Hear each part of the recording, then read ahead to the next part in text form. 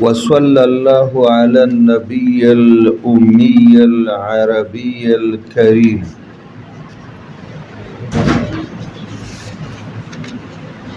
وړاندې که ستاسو خیال د محبوب پاک علیه الصلاة والسلام خط چې شاه روم هرقل ته ولېږه او ما تاسو ته دا عرض وکړه چې په شپږمه هجرۍ د حدیبیې نه پس رحمت للعالمین پیغمبر فداه ابي و امي و روحي و بدني د دنیا د عظیم سلطنتونو حکومتونو ریاستونو مشرانو ته د اسلام دعوتنامه ولېږله. دا یو ځل دعوت ورکول واجبي او قبل القتال چې کوم دعوت بیا ورکوي هغه مستحبي. اسلام قبول نکی او خبره جهاد ته ورسېده میدان جنگ کې د جهاد شروع کېدو نه وړاندې بیا ورته دعوت ورکول دا مستحبي کافرانو جزاک وایي چې نبی علیه السلام دا خطوطو سلسله شروع کړه. د تاریخ کتابونه به تاسو کتلي محبوب پاک نه پس ابو بکر صدیق په خپل دور خلافت کې د خطونو دا سلسله شروع کړه چې کم حکومتونه اسلام نو قبول کړي او په خپل کفر باندې ولاړ هغې ته خلیفه اول سیدنا ابو بکر رضی الله عنه خطونه لیږلي او فتوح شام یو او فتوحات شام دا دوه کتابونه دي هغې کې د دې مختصره خاکه وي که ډېر تفصیلي سړی بدایه نهایه نشي کتی. بیا تاسو دا وویل چې یاره شاه روم د آقا مدني د خط ډېر احترام و ډېر عزت یې وکړ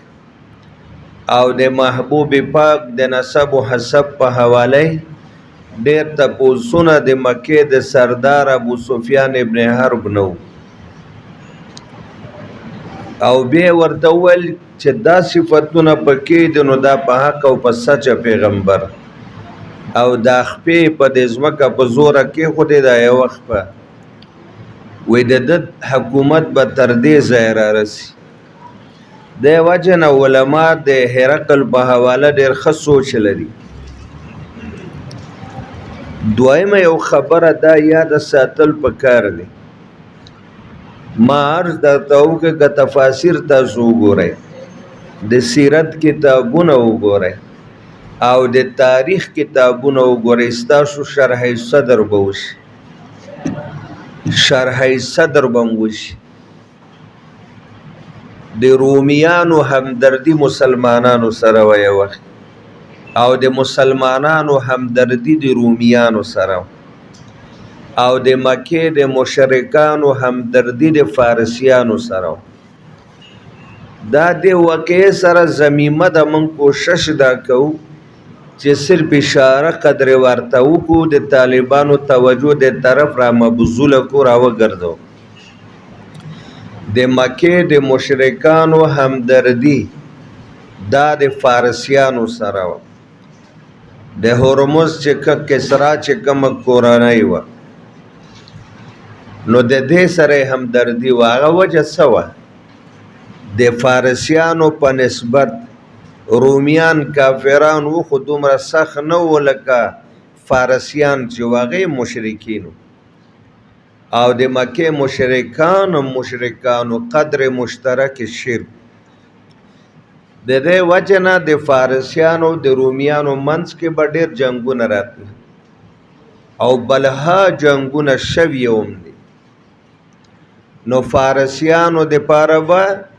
مشرکان عرب دعا غوښته. مشرکان خو وکن الله خو ایمان خو شریک ور سره.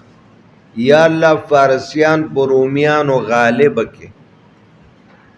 الف لام میم غلبت الروم کې تاسو تفاسیر کتلی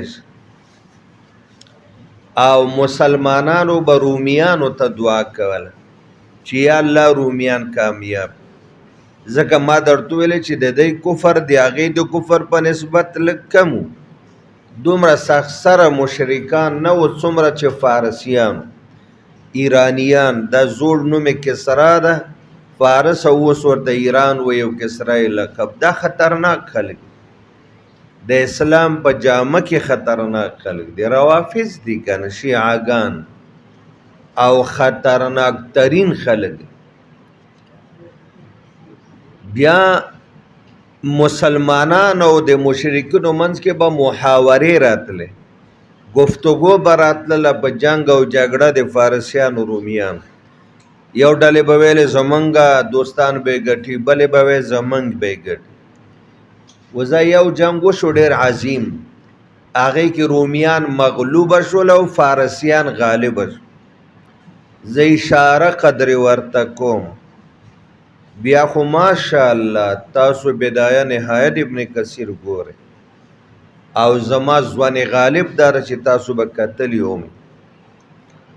تاسو د ابن خلدون تاریخ ګورئ، تاسو د ابن هشام تاریخ ګورئ، تاسو تاریخ ملت ګورئ او دا نور خو واړه واړه تاریخونه دي. هغه چون کې د خط سره چې نبی پاک شاعروم ته لیږلی دا خبره دې سره تړلې ده. مسلمانان ډېر خفه و د رومیانو په مغلوبیت باندې چې دا خو دوی سره زموږ همدردي وه او د مکې خلک پرې ډېر خوشحاله و او مسلمانانو ته به یې ویل چې وګوره کنه زموږ دوستانو وګټله. بهر د امیه بن خلف او ابو بکر صدیق رضی الله عنه په منځ کې دا ابی ابن خلف او د ابو بکر صدیق منځ کې غټه گفتگو شوه. بیا ورته ابو بکر ویلی چې د الله دشمنه دا خو جنگی صورتحال ده، کله یو فریق غالب کله بل، او عن قریب به رومیان په فارسیانو غالب شي. هغه ورته ویل څومره ټیم کې؟ ابو بکر صدیق رضی الله عنه ورته ویل ډېر نږدې ټیم کې. وایي آخر شرط به ولګو سره، بس ویا لس وخانې اول کېښود. وایي 3 کلونو کې به رومیان خپل بدل د فارسیانو نه اخلي. راغی رسول الله مبارک وایي صاحب ما خو د منافقینو مشر سره شرط لګولی ده چې 3 کلونو کې به د رومیان بدل والی بیا به غالب شي په فارسیان. آقا مدني ورته وفرمایل چې ته ورشه موده د شرط م اوږده که او دغه چې څم ایښی شرط دام زیات که ورسره. ځکه الف لام میم غلبت الروم فی ادنى وهم من بعد غلبهم سیغلبون فی بضع سنین. بضع 3 نه 9 کلونو پورې. وی ورشه نیټه ورسره 9 کاله کېده او دا شرط زیات. راغی نیټه یې ورسره کېښوده 9 کالو پورې. وخان سل شو. ابی ابن خلف ویلې که چېرته بیا فارسیانو وګټله ته به ماته 100 وخانه راکړي او که رومیانو وګټله زه به یې در. ورته وی څه پته لګي که ته د مکې نه وتښتې او مدینې یثرب ته لاړ شې نو ماته ضامن او ذمهوار راکړه. ابو بکر صدیق ته وایي هغې ورته وفرمایل چې زما زوی عبدالله دا به ستا ذمهوار یې. هغې ورته وښود وایي عبدالله که زه وفات شوی وم یا چېرته تللی وم او شرط دی وګټه نو 100 خان به ورکړي. د الله تقدیر ته وګوره. تاسو کې خو ماشاءالله قابل خلک یې، علما یې ټول. صرف دا سند الفراغت او پګړی پاتې بیا د بدر نه پس دوی وګټله که نه چې چا وګټله رومیانو غالب شو په فارسیانو باندې او دا منافق والته رسول الله مبارک صرف داسې نیزې څوکه پې لګېدلی وه او چغې وهلې چې هله مړ شومه خلکو ورته ویل و بدبخته چغې مه وهه معمولي غوندې زخم ده وی تاسو ته څه پته ده دا زخم د چا د لاسه زما په بدن جوړ وی دا خو لا د نیزې زخم ده وی قسم ده که محمد زما په بدن تو کاڼې مچولی زه به مړ نو هغې نه خدای بیا مړ شو که نه چې واپس یو او د ده زوی بیا سل وخان ابوبکر صدیق رضی الله عنه ته ورکړي ځکه هلته رومیان غالبه شو نو راغی وی قربان دی وخانو سره څه پیر صاحب مسله درته د خپل مذهب معلومه ده زمونږ فقه مذهب حنفي وایي او امام الائمه امام ابو حنیفه رحمت الله علیه وایي که په دار حرب کې د حربیانو نه په کومه طریقه باندې تمال خوړی شی جایزه ده خو یو خبره ده چې مستامن نه یې مستامن لکه دې وخت کې چې پر پاسپورټ ویزه باندې یو کافر دار اسلام ته راځي دې ته مستامن وایي که نه هلته ورته ستا سفارت امن ورکړی چې ته او ستا سر او ستا مال به محفوظ مستامن چې نه یي باقي حربي کافري چې په کومه طریقه باندې مسلمان د هغه مال خوړی شي نو جایز دا زمونږ د امام صاحب مذهب اوس دا راته ووایه تر څو چې مکه فتح شوې نه وه له 8 هجرۍ نه پس داري حرب وکه نه و په مسله ځان پوه کوي همدغه حدیث سره دا تړلی را بیا سوال پیدا کړي 8 هجرۍ کې مکه فتح شو او دار اسلام دې نه مخکې و داري حرب او واقعیت د روم چې الله غالبه که په فارسیانو او مسلمانانو پې خوشحاله کړه دا د بدر په کال باندې شوی دریم کال او دا د شرد وخان چې د دې منافق د زوی نه یې اخیستي دي دا خو داري حرب کې اخیستي دي نو د امام صاحب جزیه طریقه خیال نه څه ولې ابوبکر مستامن نه د ابوبکر صدیق زوی عبدالله مستامن ده نه او بی دا د مکې باشنده ده که نه ده کافر او حربي ده که نه ده مکه داري حرب ده که نه ده نو امام صاحب وایي چې حربي نه په داري حرب کې په کومه طریقه مال خوړی شي درته جایز خو شرط به دی چې مستامن به نه وي آقا مدني ورته مسکی شو چې دا وخان خو ډېر قیمته دي دې وخت کې ګوره 13 کال 10 لکه روپۍ یې وخرڅېده نو وایه چې 100 وخان به څومره قیمت 800 دراهم 900 تر 1000 پورې هغه وخت کې یې وخرڅېده نبی پاک ورته چې یاره ابابکر دا د شرط وخان دی شرط خو دې ښه کړی و دې ګټه خو ته مه خوره او دا تقسیم که دی الله په لاره خیرات کا صدقه کا هغه ټول په ټوله کې وخانې صدقه کړې او شرط وګټه ابوبکر صدیق رضی الله یو خبره مې دا درته وکړه ځکه دا ځایونه داسې دي چې یو واقعه د بلې سره تړلې ده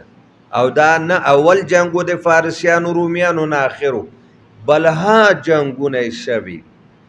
ما درته ویلې تفاسیر هم نقل کوي تاریخ هم نقل کوي او سیرت هم نقل کوي او زیات بحث چې کوي نو تاریخي کوي په دې حوالې سره یوه دویمه خبره د پرون چې موږ تاسو دا حدیث پاک وویل ابو سفیان چې دا یو ټکی وویل که نه لقد امر عمرو ابن ابي کبشته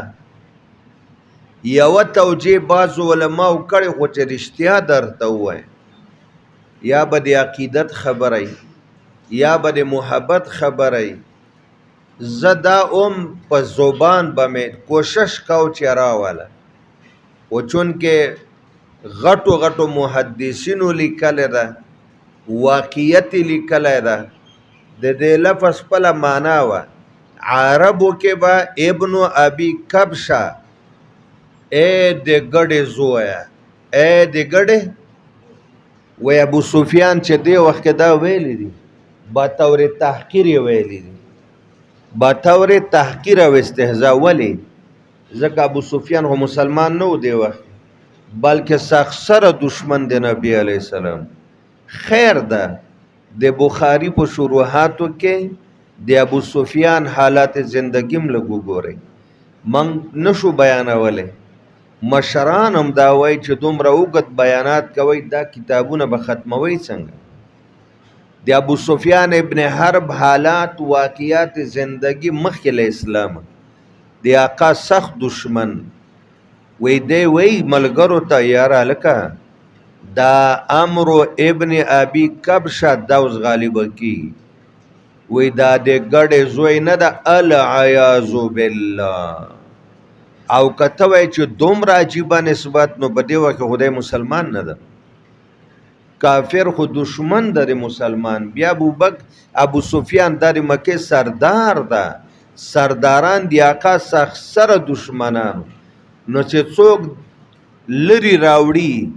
د ګن نه ډک په آقای ورچې دنه به څه د ادب او د احترام تصور ساتي په زمانه د کفر یا مجنون او کاهن او کاذب او ساحر نسبتونه ورته کوي نو دوی نه به سړی څه توقع ساتي چې دی د آقا ادب او احترام وي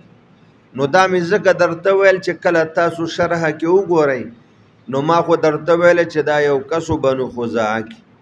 یا یو جابر زورور بدماشو په خلکو به په زوره بت پرستی کوله او خپله یې نه کوله او ټول خلک تېنه ډارېدل ما خو هغه توجیه وکړه هغې کې څه بېادبي نه وه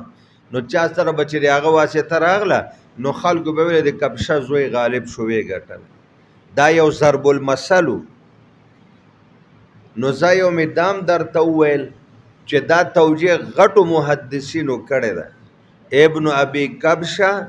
دا ابو سفیان بطور استهزاء ویلی دي بطور تمسخر ویلی دي او پاتې شوه دویمه خبره وی دا عمره نقل ده چې دا یو سړی تېر شوی خزاعه کې او و کافر په خلکو یې جبرن بت پرستي خو خپله یې نه کو دویمه خبره دا ده بچیانو من کوشش کو چې د یو لفظ ډیر توجیهات او معنی محدثینو کړي من به تېنه یو را اخلو یا دوه را واخلو وخت ګورو حال ته ګورو د مقام او د حال د تقاضا مطابق یوه دوه معنا یا توجیه دا ابن ناطور چې د ایلیا گورنرم ده د ده په حواله باندې بعض علماء کرامو دام ویلی دي چې دا ناطور په اصل کې نازور ده نازور دا توانه ده زوا ده او نازور اخیستلی شوی د نازور نه نازور اخیستلی شوی د چا نه دا بم تاسو د خیره چې شیخ الحدیثان سے شرحه کې ګورئ او نازور څه ته وایي پته شته درته دا پخوا زمانه کې یو دستور اوس هم شته افغانستان کې دلته یو مالدار به زامنو باندې به تعلیمونه کول یا نازولی و نیاسبین به ساتلی دومره هم نه کول چې په زوی باندې له بازار سودا رو نو یو کس به غریب ساتلی او یا دوه هغه ته به ناظر ویلی نو پښتانو خو زوا او زا فرق نه کوي بیا ډېر نازور ته به ناظر ویلی نو د الف نه تر یا پورې د دې کور خدمت که د بازار نه سود سودا راوړلو دا به هم د کول که غوا میخه ګډه بیزه سخی به یې ساتلی او دا به هم د چرول ګیا به هم د راوړه اجره به هم د صفا کوله او په اجره کې به د میلمنو خدمت هم د کو او که چا به ملاقات د دې مالدار سره کو نو د ده په واسطه به یې کو او که مالدار به چېرته چا غوښتی او دعوت ته ونه بته نو دی به خپل نایب و قیم مقام لیږي دې ته به یې ناظر ویلی تاسو په دې اصطلاح پوهېږئ چېرته م لیدلي دي داسې خلک من خو په سوونو ځکه چې علم بس تاسو ډېرې خو عمر زمونږ لږ ډېر ده تجربه عمر سره کی وی اصل کې دا د ایلیا دا گورنر او والی چې و د ده پلار ناظور تیر شوی و ناظور مانا کتون کې حال د آقا و نیک او مولات او یو بله معنا به م درته وکمه یو مې پرون درته کړی بلکې دوه یوه بله معنا هم پاتې ده ناتور هغه چاته ویلی شي چې کله بادشاه راځي او د بادشاه د راتلو دپاره چې د کم ځای نه واخله د ګاډي نه کوزي او کم محل کې دی کینی د ګاډي نه واخله تر محله دا ټوله لاره په ګلانو باندې ډکه کړي اوس تاسو وګورئ دا ویډیوګانو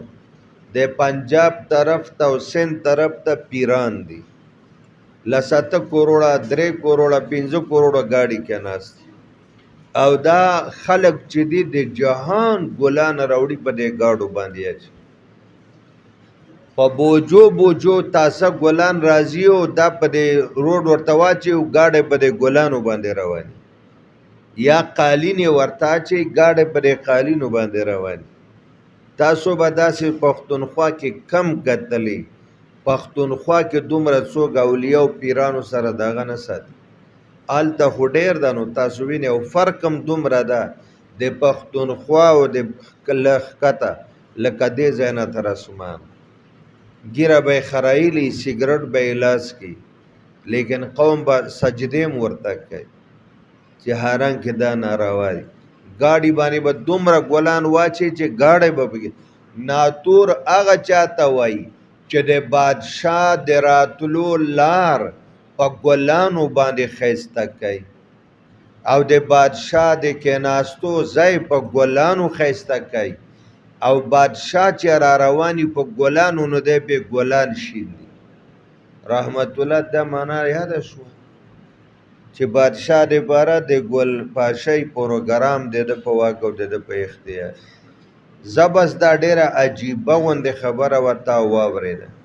اوس به درته یوه بله خبره د کتاب الایمان په حواله من کوشش کوو چې لږ مخې ته لاړ شو خو که دا خبرې تاسو لږ مربوطې یادې کړئ مختصرې م یادې کړئ نو فایده به ډېره وکړي او الله دې درته ډېره نفع ګټه فایده د ټولو اساتذه کرامو نه ورسوي ته به داسې ووایې د وحی د عظمت د وحی د صداقت دوه قسمه وحی بیان شوه جلی خفي په طریقه د اختصار نو عظمت د وحی یو صداقت دی وحی دوا مولانا صاحب وحی صادقه ده کنه ده نو تا چې شرع العقاید کې ویلې چې واسباب العلم ثلاثه خو یو پکې خبر صادق وکړه نو خبر صادق هم دا وحی ده کنه ده صداقت دی وحی صادقه ده عظمت وحی عظیم الشان ده ځکه څوک یې چې رالیږي هغه عظیم ذات د چا په واسطه چې رالیږي هغه عظیمه فرشته ده په انسانانو کې چې چا ته رالیږي هغه عظیم انسانان دي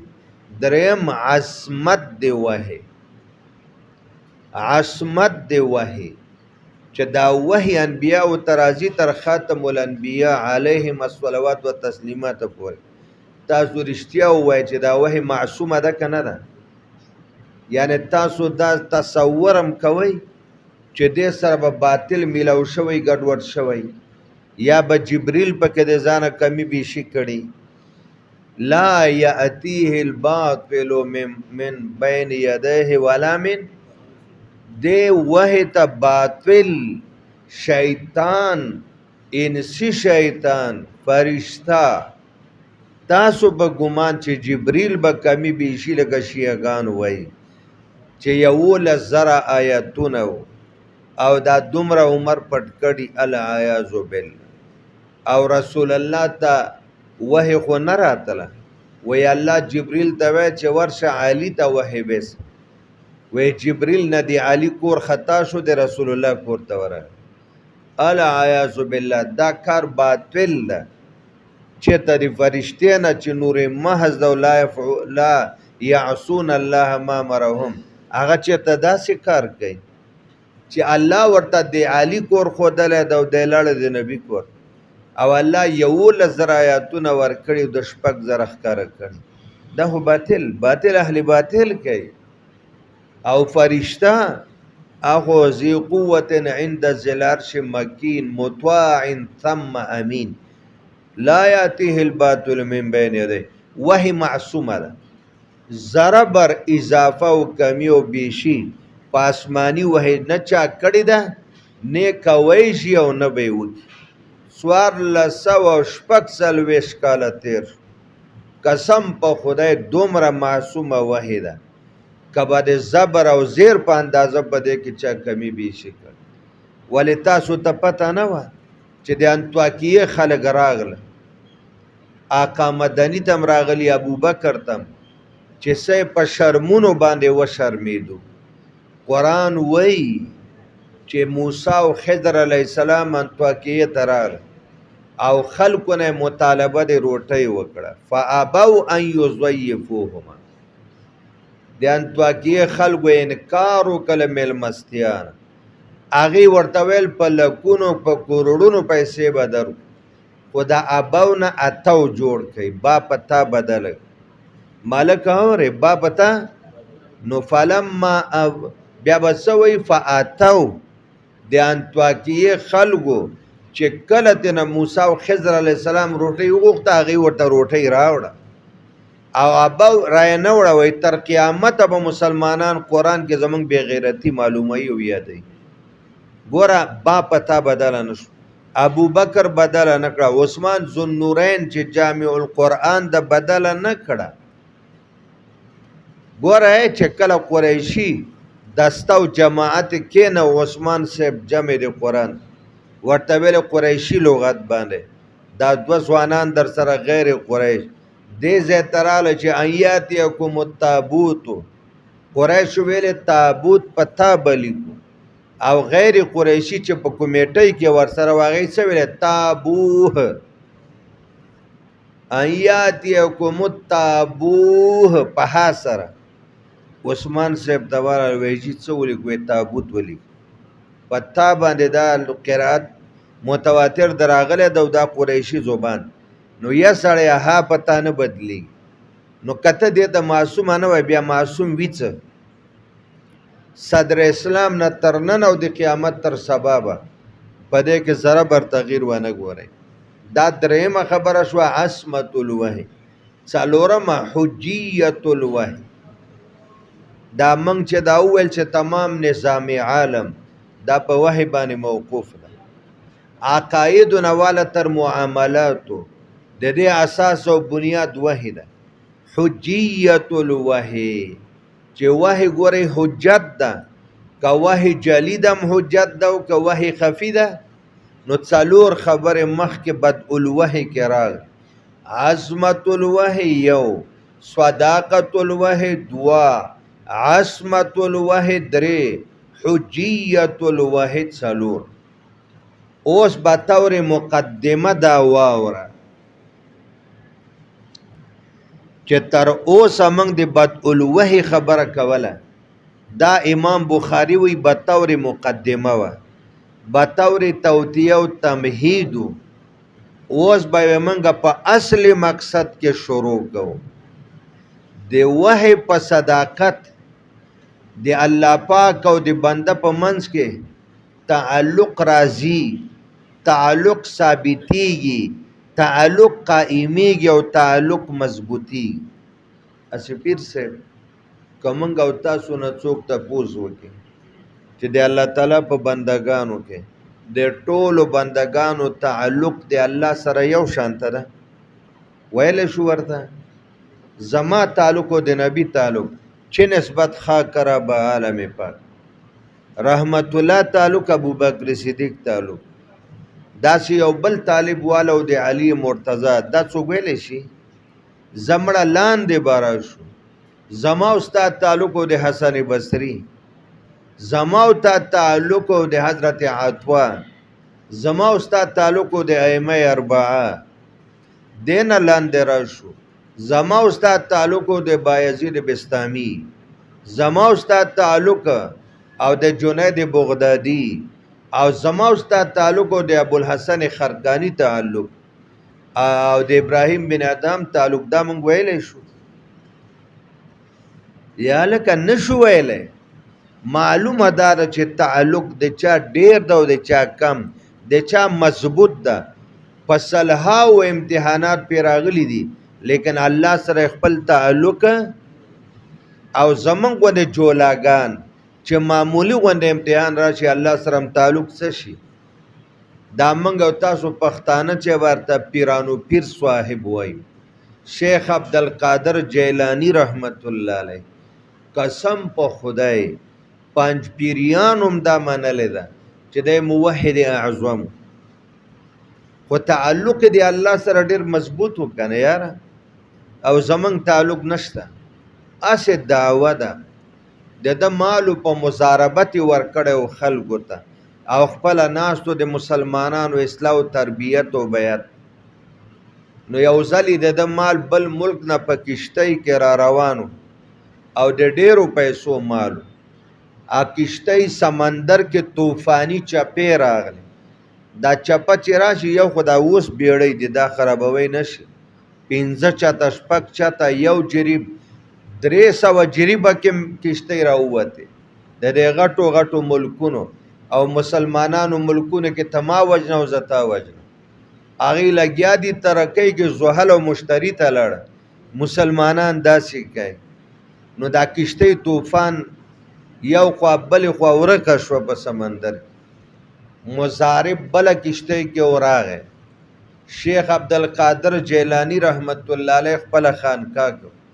سلام کلام نه بعد ورته وایي صاحبه کومه کشتۍ کې چې ستاسو مالو هغه سمندر کې طوفان راغی ورکه شوه نو حضرت داسې د زړه ته وکړه د زړه خو چپ طرف ته لږ متوجه شو بیا پر الحمدلله شکر نور یې څه ونه ویل جمعه نیمه پس په مکه مزارب راغی ویجی هغه کشتۍ کشتیوان سره د ماله پیدا شو خو دا ساحل یو طرف طوفان ولی راولی یا خو ماشینونه نه واغی ابا ملاحانو چلوله نو بیا یې داسې وکت وی الحمدلله شکر چې کله د غم خبر راوړو د ویل الحمدلله شکر بیا چې د خوشحالۍ خبر نو د مزارب ورته ویل چې صاحب په دې راز مې پوهېږ اول خفګان خبرو چې کشتۍ ورکه شوه سره تا ویل الحمدلله شکر دویم د خوشحالۍ بیا هغه ورته ویل چې یدې الله بنده دا د غم خبر سره په اورېدو کله د بنده تعلق الله نه کټ شي یا کمزوری شي نو تا چې ما ته د تاوان خبر راوړ ما خپل زړه ته توجه وکړه چې زما د زړه تعلق خو به د الله نه کټ شوی نه وی ما چې وکړه د الله په فضل د زړه تعلق مې د الله سره برقرار و جاری وساري ما وی خدای شکر کمال لاړو خو چې تا سره مې تعلق قایم بیا چې د خوشحالۍ خبر راوړ دا زمونږ او ستاسو کورونو کې چې ودونه وي جمعه څوک مونځ نه کوي ویلی چې د خوشحالۍ خبرو ما مې بیا زړه ته توجه بس زړه مې چې وکړه عمقه شان دی الله پاک سره تعلق برقرار او جاری وساري ما وی الحمدلله شکر واوره خبره به نه اوږدو د الله پاک او د بنده په منځ کې د وحی په ذریعه باندې تعلق معلوم شو ولې تا ونه ویل چې د مخلوق د هدایت لپاره الله انبیا را لیږلي ولې تا اوله بخاري کې ونه ویلې مقدمه کې چې بعثت د انبیاو دا لوی نعمت او رحمت او غنیمت د دې امت لپاره د همدی په ذریعه باندې وحی راغلی د امت او د بندګانو اصلاح اوس د دغه تعلق د ظاهرولو دپاره چې د الله پاک او د بنده په منځ کې د وحی په ذریعه تعلق راغی د دغه تعلق د اظهار د پاره د ایمان او د اعمالو اظهار کوي امام بخاری رحمت الله علیه تعلق به د الله او بنده بسر راځي په ایمان او په اعمالو راځي نو د ایمان او د اعمالو اظهار امام بخاری رحمت الله علیه شروع کوي خبره د کبدې طریقه یاد کړه د کلس دول شرح من راون غاړو اغه نه د الفاظ راوباسه به بیا به ربط ورکه تعبیر به بدله اسانایي به اوس دغه تعلق چې د الله او بنده په منځ کې د وحی په ذریعہ باندې قائم ده د دې د ظاهرولو لپاره د ایمان او د اعمالو ظاهرول ضروری دي ولی ضروری دي د ایمان او د اعمالو ظاهرول واوره مولانا سے دا ځکه ضروری دي چې د ایمان مثال د روح ده او د اعمالو مثال د بدن د روح او د بدن منځ کې تعلق شته کنه روح بغیر د بدن بیکار ده او بدن بغیر د ایمان مثال د روح ده د بدن مثال د اعمالو مثال د بدن اوس ایمان هم ظاهری کتاب الایمان نه بشرو بیا به بس اعمال هم ظاهره کی دویم ادا ده ایمان حقیقت ده او اسلام د دې تعلق صورت در شی یو حقیقت یوی صورتی نو ایمان حقیقت او اعمال او احکام د دې صورت نو وس دویمه خبره شو درېمه خبره ته وګوره ایمان بنیاد ده اساس ده ډی پی سی چې ورته وای تهداب ورته وای زده بنیاد او اساس او اسلام چې عبارت ده د اعمالنا د دې شاخونه دي لکه یو ونی ډډ او یو شاخونه نو ایمان دا بنیاد شو او اعمال دا د بنیاد غ پوړی دی اوله دویمه دریمه او څلورمه پنځمه یا ایمان ونه شو او اعمال او احکام د شاخونه شول د ایمان په برکت د ایمان له برکت مؤمن په مغیبات باندې بلا دلیل ایمان راوړي ملکه خبره ګرانه ده خو یو بل طرف ته تاسو لږ بوزم تصوف طرف او لږ وند چکر درته در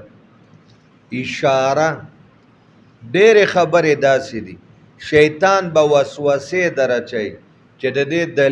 دې دلیل ته چې پولیس ورات منې تا لیدلی نه نو چې نه دی لیدلی څنګه یې منې دا فیسبوک باندې ګوره وایي موږ الله نه دهریان وایي موږ الله نه دی لیدلی موږ یې نه منو العیاذ بالله شیطان به درته وایي چې تا تله د میزان لیدلی چې ته منې نه مې دا لیدلی چې نه دی دا لیدلی ولې منې امام رازی رحمت الله علیه آخری عمر کې چې توبه نور د معقولاتو نه وسته او تصوف ته راوړېده چې چا سره بیعت پریدا وای خدای ته شیطان په ما را پیښ کې دا د سړی زوی نه ده دا پچا پیښ شوی نه ده چې دی ما ته وسوسه راواچي او ما سره مناظره وکړي نو زه به د الله په هستۍ ورته څه 3.5 دلایل ووایم بس آخر وخت کې په کټ پروت شیطان سره مناظره شروع ده وسوسه ورچي چې دای کم دلیل وای دی الله په هستۍ شیطان په نقص کوي آخری دلیل چې په دې کې ورته په حالت الاسترقاق په باندې راغی خپل پیر مرشد ورته حاضر شو کیسه لوی د چاغل اغزه نه توجه مرتو و دی الله بنده قدرې نیم زره دلایل مو شیطان حرامي ده نقص کوي کې دې شي قاضي حمدالله صدرایم وی بس ورته وایا چې زه د الله وجود او هستی بلا دلیل منم دا ډېره خبره ده اوس یو کس تو غریب هغه ته امدا ویل فیسبوک کې به کتلی نو هغه چیټ کې د طالبان خو فیسبوک کې څواوري د چا نه هغه بیا دي چې موږ ته خو پته لګي مالو دی الله بنده ورته وای چې زه د الله وجود او د الله هستی او د الله وحدانیت قطع لحاظ د عقلی او نقلی دلیل نه زه بلا دلیل منم. اوس وګوره دا بلا دلیل په مغیباتو باندې چې ستا او زما ایمان ده د الله په ذات د الله په صفاتو په ورځ د قیامت په خیر او په شر په تله د میزان په جنت او جهنم په حشر او په نشر په جسر نو چې د ټولو باندې ایمان د مغیبات دی که نه دي منګ لیدلی دي دا د ایمان په برکت زمونږ په مغیباتو باندې ایمان دا هر څه بلا دلیل منو. نو چې بلا دلیل منو د دې نه دا معلومه شوه چې احادیث د مصطفی چې د دې د پاسه راغله وحی خفي هغې نه بره وحی جلیله چې دام ورسره ملګری شو سبحان الله نو زمونږ ایمان نور په دې باندې مضبوط شو. مولانا سے مبارکه دې وجنه هر محدث اکثر کوشش دا کوي چې د خپل کتابونو اول بطور توطیه تمهید او مقدمه آغاز دی وحی نه وکړي لکه امام بخاری بدول وحی نه یو خبره تاسو پوه شوي په دې. دویمه خبره هغه دا ده چې د ایمان د مباحثو نه مخکې چې ته د ایمان بحث شروع کړې په ایمان کې دوه درې څلوره بحث شریفه نفیسه دي د دې نه وړاندې چې ته دا شروع کړې دا ته اوس که غوټ پکې ډېر دی دا پیالې بیا ووینځه زما سوچ نه وي بیا دا غوټ دی لږ لرې کوي هغه سړي ته ووایه وایي چې په ودې خوټ کولی دا سر یې دا لرې که دا لرې که وسکه دا پیالې بیا ووینځه ما ته نور یې مولانا صاحب مبارکه د ایمان د مباحثو من کوشش دا کوو چې په داسې طریقه د بخاري شریف وویلی شي چې آسان هم شي او چې سبا تاسو فارغ شئ او په یو مدرسه کې درته شیخي میلاویږي او نن سبا شکر د شیخان ډیر چې زاد الطالبین ویل هغه هم شیخ الحدیث نو چې ته بخاري ووایې خو خامخا شیخ الحدیث یاره د ایمان د مباحثو نه مخکې د فرق اسلامیه او تعارف ضروری ده پیژندل یا په حقیقت کې فرقه اسلامیه وي یا ځان منصوبوي فرقه اسلامیت او ځان ته فرقه اسلامیه وي. تاسو بچی په دې پوه نه شوئ که سراقائد او مشکات کتاب الایمان کې مو ویلی فرق اسلامیه دوه قسمه دي یو هغه چې په حقیقت کې اسلامی فرقه یو هغه چې ځان منصوبوي اسلام ته چې موږ اسلامی فرقه د ایمان نه مخکې به په دې ځان پوهیې دا فرض دي دا موږ چې وایي چې دا په مرتبه د لولاه لم تنه کې وروستو راځي تا ته به مرجعه دا وایي ته وایي مړه دا مرجعه اسلامي فرقه ده که غیر اسلامي ده بیا چې ته مرجعه معلومه جهمیه معلومه معتزله او قدریه او جبریه متقدمین قدریه متاخرین قدریه او روافض او شیعگان او خوارج نو ضروری ده چې ته به مولانا خلیل احمد سهارنپوری کتاب المهند علی المفند ګورې یا به د عبدالکریم شهرستانی کتاب الملل والنحل ګورې ایله به تا ته پته ولګي. نو اول واورئ تعارف سره د فرق اسلامیه و هغه چې اسلام ته ځان منصوبوي او په نیغه لاره روان دي یا نه دي یا هغه چې اسلام ته مسلمانان هم دي او په نیغه لاره روان هم دي په هغې کې اهل سنت والجماعت سر فهرست په هغې کې یوه فرقه ده د معتزله و دویم ځان ته مسلمانان بلکې ښه مسلمانان موږ نه ځان ښه مسلمان ګڼي درېیمه خوارج چې ځان ته د ټولو نه ښه مسلمانان او نور ته کافران وایي او څلورمه فرقه په دی کې هغه د مرجعه ده هلکه د مرجعه فرقه هغه ځناور هم ځان ته د ټولو نه ښه مسلمانان وایي شپږمه فرقه د کرامیه ده هغه ځان ته ښه مسلمانان وایي اومه فرقه هغه د جهمیه ده هغوی ځان ته ښه مسلمانان وایي دا ټول ګوره اسلام ته منسوب دي که نه دي ځانونه اسلام ته منسوبوي نو اهل سنت والجماعت په حقیقي معنو کې مسلمانان په صحیح معنی کې مسلمانان او پر راست باندې صراط مستقیم باندې روان خلک. معتزله ځان منسوبوي اسلام، خوارج ځان منسوبوي وي موږ مسلمانان، او دغه قدریه متقدمین متأخرین، مرجئه، جهمیه، کرامیه، دا ټول فرق دا بده فرق اسلامیو کې راغلي. فرق اسلامیو کې مشکات کې تاسو ویلي چې معتزله او خوارج حکم څه ده. اوس راشه دیتا په دې ټولو ډلو کې چې ما درته ویلې اصلي ډله حقیقي مسلمانان، سچ او سوچه مسلمانان، په حقیقت کې پر راست باندې روان اهل سنت والجماعت. او دغه ټکی د اهل سنت والجماعت دا د یو حدیث نه راوستلی شوی، ما انا علیه واصحابی کل امتی یدخلون الجنة الا من ابا قیل ومن ابا. دا اوږد حدیث ده کنه ده. او ویل چې بنی اسرائیلو کې 22 فرقې زما امت کې درې اویا 22 به جهنم ته ځي، یوه به جنت. ما انا علیه واصحاب چې زما او زما د صحابه او په لاره ځي دا جنتیان. نو اهل سنت ما انا علیه والجماعت واصحابی، چې زما او زما د صحابه او په لاره ځي. نو د اهل سنت والجماعت دا لفظ د ما انا علیه و اصحابی نه اخیستلی شوی. نو معلومه ده چې حدیث نه راوته ده. بیا اهل سنت والجماعت 4 ډلې. مولانا سے مبارکه اول ډله په اهل سنت والجماعت کې محدثین، چې څومره محدثین ګوره دا ټول په اهل سنت والجماعت کې داخل. مولانا دا اوله ډله شو. دویمه ډله او دا محدثین چې دي دا څه واړه خلک ونه دي. بیا دویمه فقهای کرام دي. په فقهاو کې 4 واړه امامان اهل سنت والجماعت کې راځي. او دریمه ډله دا د متکلمینو، او دا متکلمینو کې که اشاعره دي چې مالکیان او شوافی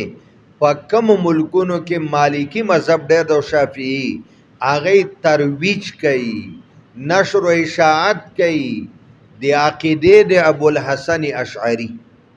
او دا اهل سنت والجماعت. او ماتوریدیان دی ابو منصور ماتوریدی ډله. نو چې په کوم ملکونو کې احناف دي، احناف دا ډله د امام ابو حنیفه صاحب دی ترویج کوي، دی نشر و اشاعت کوي د عقیده د امام ابو منصور ماتوریدی. او 4مه ډله د صوفیه کرامو ده. صوفیه کرام هم په دې کې داخل دي، فقهای کرام په دې کې داخل دي. 4 مذهبونو امامان، اوله طبقه د مجتهدینو، دویمه، دریمه، 4مه، 5مه، 6مه پورې.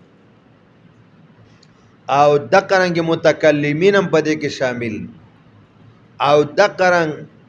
ماتوریدیه او اشاعره هم په دې کې شامل. تاسو ته خدا معلومه ده په عقایدو کې موږ چا سره یو،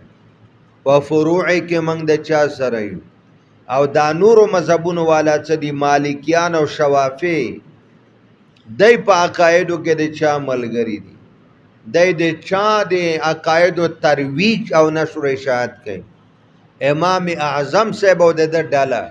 د چا د عقیدې ترویج او نشر و اشاعت کوي. تر دې ځای چې طالب راځي شرح قائد کې ټول التدا تفصیل او تحقیق د یاد کړي. نو مولانا صاحب ما چې دا خبره درته په مرتبه د اجمال کې وکړه، تفصیل به راشي چې د کتاب الایمان نه مخکې چې په دې کې ابحاث راځي. نو یو خو موږ دلته دا مقدمه ورته وویله د وحی په حواله چې د کتاب الایمان نه مخکې د هغې بیا معد کول ضروري و. عظمت او صداقت او عصمت او حجیت هغه هم درته وویل. د فرق اسلامیه او په حقیقت کې یا ځان منصوبې دا مې درته وویل اهل سنت والجماعت څلور ډلې دا مې درته وویل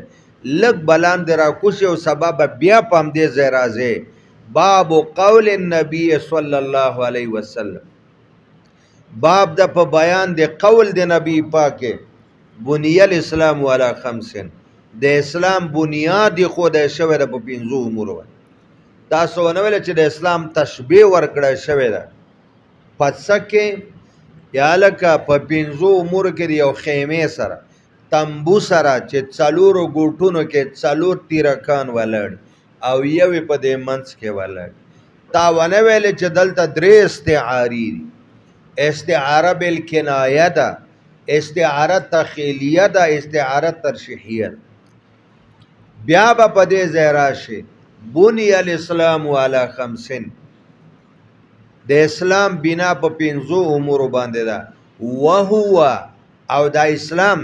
ګوره چې داسې نه وایي چې بنی الایمان علی خمسین نو تا ته به دا خبره معلومه شي چې د امام بخاری رحمت الله علیه خپل رایه دا ده چې د ایمان او د اسلام په منځ کې د ترادف قائل ده د څه دواړه لفظین مترادفین معنی یو ده او نسبت د مساوات قائل وهو قول و فعل او ګورئ دا ایمان چې د اسلام دا عبارت ده د قول نه او د فعل قول و فعل والکه اوس به بیا درته راشي کنه